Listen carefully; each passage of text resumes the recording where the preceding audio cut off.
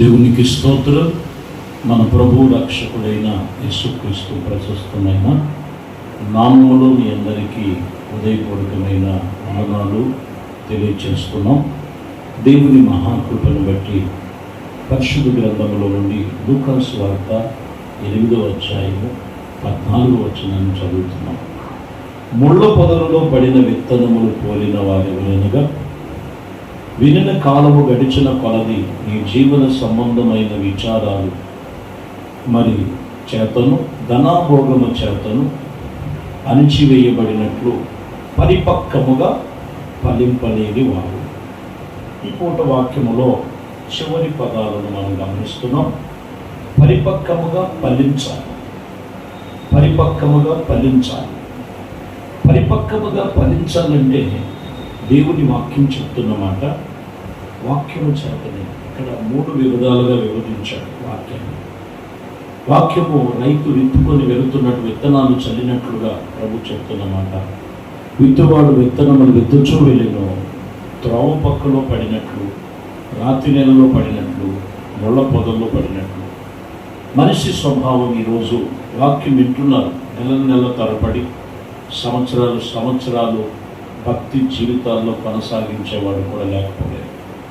అయితే వాక్యం ఈరోజు ఖచ్చితంగా చెప్తున్న మాట, నీవు పరిపక్వముగా ఫలించాలి. పరిపక్వముగా ఫలించకపోతే వాక్యం చెప్తున్న మాట, నీవు చేసే భక్తి వ్యర్థమైపోతుంది. కాబట్టి ఇక్కడ మనం గమనించినట్లయితే ఈ జీవన సంబంధమైన కొన్ని విచారాలు, ధనాభోగములు వాటిని అణిచివేస్తున్నాయి అని చెప్తున్నమాట. దేని యందు నువ్వు విచారిస్తున్నావు?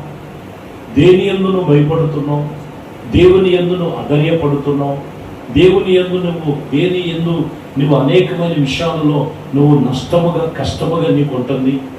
చాలా జాగ్రత్త. వాక్యమే మనకు ఆధారం.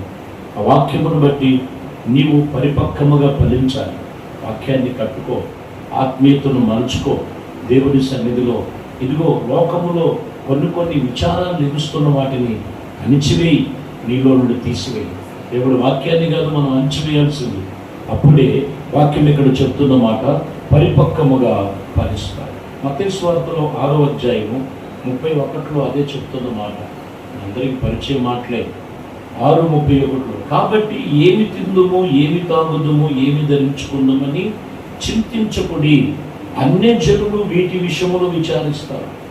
నీ విచారాలు నీవు దేని గురించి నువ్వు ఉన్నావు? అన్య జనులు విచారిస్తారు. ప్రభువుని తెలుసుకో. నీకెందుకు విచారం? నీకెందుకు చింత? నీకెందుకు నువ్వు అనేకమైన విషయంలో ప్రభువు చెప్తున్న మాట, నువ్వు ఆయన యొద్దకు వచ్చినప్పుడు నీ విచారాలన్నీ కొట్టివేస్తున్నాడు ఆయన. అన్య జనుల వల్ల ఎందుకు విచారిస్తున్నావు? ఏమి తిందాము, ఏమి తాగుదాము, ఏమి ధరించుకుందాం, ఏం కావాలి, పిల్లలు ఎలా చదివించాలి, ప్రియమైన దేవుని బిడ్డలారా, చదివిన పిల్లలకు ఉద్యోగాలు ఎలా వస్తాయి, ఉద్యోగాలు చేస్తున్నటువంటి పిల్లలకి ఇలా పెళ్లిళ్ళు అవుతాయి. చాలా జాగ్రత్తగా గమనించాలి. లోకపు సంబంధమైన విచారాలు నీవు అనుసరించాల్సిన అవసరం లేదు. దేవుడి సన్నిధిలో వాక్యం చెప్తున్న మాట, అన్య జనులు వాటి విషయంలో విచారిస్తారు. నువ్వు విచారించాల్సింది ప్రభువునందు విచారించి నువ్వు పరిపక్వముగా ఫలించాలి. వీటి మీద నువ్వు ఆలోచన కలిగి ఉండాలి. ఎందుకంటే ఆమోసు గ్రంథంలో 6వ అధ్యాయము 1వ వచనములో సియోనును గురించి చెప్తాడు. సియోనులో విచారముగా నున్నవారికి శ్రమ. అంటే దేవుని గురించి విచారణ చేయకోకుండా పక్కన పెట్టేసినటువంటి వారికి శ్రమ అని చెబుతూ, విచారణ కలిగినటువంటి జనులు ఎలా ఉన్నారంటే వాళ్ళ పెద్దలందరికీ శ్రమ కలిగినట్లుగా రాయబడి. సియోను గురించి మనం విచారించాలి. అదేంటో దేవుని యొద్దకు వస్తారు, దేవునితో నిబంధన చేసుకుంటారు. సియోను అనుభవంలోనికి రాగా దేవునితో మనము నిర్విచారముగా నున్నవారిగా ఉన్నట్లయితే శ్రమ కలుగుద్ది. నాకెందుకులే, ఇంతవరకే చాలు నా భక్తి అని. శ్రమ పోవట్లేదు. నువ్వు పరిపక్వముగా ఫలించలేకపోతున్నావు. పరిపక్వముగా ఫలించాలంటే సంఘమును గురించినటువంటి ఆసక్తి నీలో ఉండాలి. ప్రార్థన గురించి ఆసక్తి నీలో ఉండాలి. దైవికమైన వర్తమానం చేత ఆసక్తి కలిగి నువ్వు దేవుని సన్నిధిలో జాగ్రత్తగా వాటిని ఆత్మీయతగా కట్టుకునే విషయంలో వాటి మీద మనసు నిలుపుకొని ఉండాలి. లోకం మీద కాదండి. అన్యజనులు వాటి యందు విచారణ చేస్తారు. మీరు చేయవలసిన విచారం ఏంటంటే సియోను గురించి, దేవుని గురించినటువంటి ఆత్మ సంబంధమైన విచారాలు మీలో ఉండాలని వాక్యం ఇక్కడ చెబుతున్నటువంటి మాట. చూసినట్లయితే మరొక మాట మనం గమనించాలి. ప్రియమైన దేవుని బిడ్డలారా, దైవజనుడు పౌలు అంటాడు 11వ అధ్యాయము 2వ కొరింథీయులకు రాసిన పత్రిక 11:28లో మనం చదువుతున్నటువంటి మాటల్లో ఇక్కడ రాయబడిన విషయాలను మనం చూస్తే, ఇవన్నీ గాక సంఘములన్నిటిని గురించి చింతయు కలదు, ఈ వారము దినదినము నాకు కలుగుచూ ఉన్నది. ఏముండాలంట? సంఘముల గురించి, ప్రార్థన గురించి. ఈరోజు మనం చూస్తే పౌలు గారు అంటారు, ఎవరికి వాళ్ళు తన సొంత కార్యములు చేయదురు కానీ దేవుని కార్యములు చేయుటకు వారు ఆశ పెట్టరు, వారు వెనకంచి వేసేవారుగా ఉన్నారని రాయబడి ఉన్నది. దైవజనుడు పౌలు ఇక్కడ అంటున్న మాట, సంఘముల గురించి చింత కలిగి ఈ వారము రోజు రోజుకి దినదినము నాకు కలుగుతూ ఉన్నది.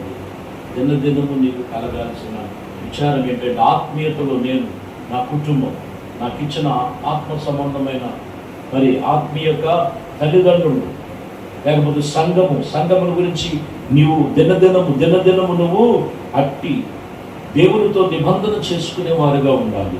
అది నీకు పరిపక్వముగా ఫలించేటువంటి అనుభవాల్లోనికి తీసుకొస్తుంది. ఎందుకంటే మొదటి తిమోతికి రాసిన పత్రికలో 6వ అధ్యాయము 10వ వచనాన్ని చదువుతున్నాను. ఎందుకనగా ధనాపేక్ష సమస్త కీడుకు మూలము. కొందరు దానిని ఆశించి విశ్వాసము నుండి తొలగిపోయి నానా బాధలతో తాము పొడుచుకునేది. ఇక్కడ గమనించాలి,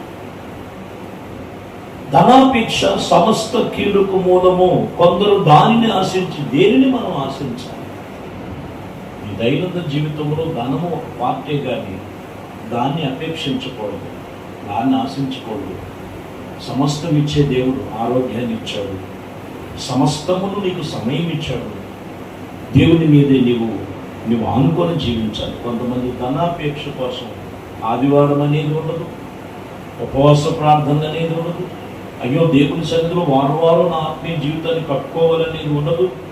ఏదో నామకార్థముగా చేసుకున్నటువంటి విషయంలో కొంత ధనం ఏదో కూడబెట్టామనుకుంటారు, కానీ కొంతమందిని చూస్తే ఆ ధనమంతా కూడా చిల్లు సంచులు వేసినట్టయిపోయింది.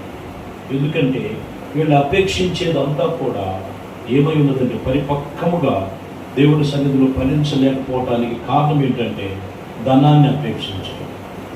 అర్థమైందండి? ధనాన్ని ఆశించడం, విశ్వాసాన్ని పక్కన పెట్టడం.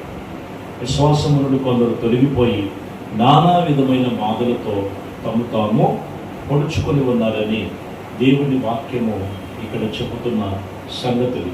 కాబట్టి ప్రియమైన దేవుని బిడ్డలారా, లేఖనాలు సెలవిచ్చిన మాటల ప్రకారంగా నీవు దేవుడి విషయంలో నిశ్చయముగా పరిపక్వముగా ఫలించాలి, నువ్వు అభివృద్ధి పొందాలి. అప్పుడు దేవుడు అన్ని విషయాల్లో నిన్ను, నీ కుటుంబాలను ఆయన దీవించి పరిపక్వముగా నిన్ను ఆశీర్వదించి ఫలింపచేయునుగా. ప్రార్థన. పరిశుద్ధుడా, ప్రేమ కలిగిన తండ్రి, అయ్యా, ఏ లోక సంబంధమైన విచారాలు అణిచివేస్తున్నాయో వాటిని తొలగించండి. ఐవిక విచారాలు తొలగించండి. ధనమును కూడినటువంటి వాటిని ఇదిగో నేను అపేక్షించక మీ యందే పరిపక్వముగా వాక్యమును బట్టి సర్వశక్తి కలిగిన దేవుడని మీ యందు విశ్వాసము గలవారై దీవెను పొందుకొని సమస్తము నీ వైపు చూసి మీలో పొందుకునే కృప ప్రతి ఒక్కరికి దయచేయమని యేసయ్యా, సమస్తము విశ్వాసం మూలముగానే వారు పరిపక్వముగా ఫలించే కృపతో నింపమని నజరేయుడైన యేసుక్రీస్తు నామములో ప్రార్థించి వేడుకొనుచున్నాము తండ్రి.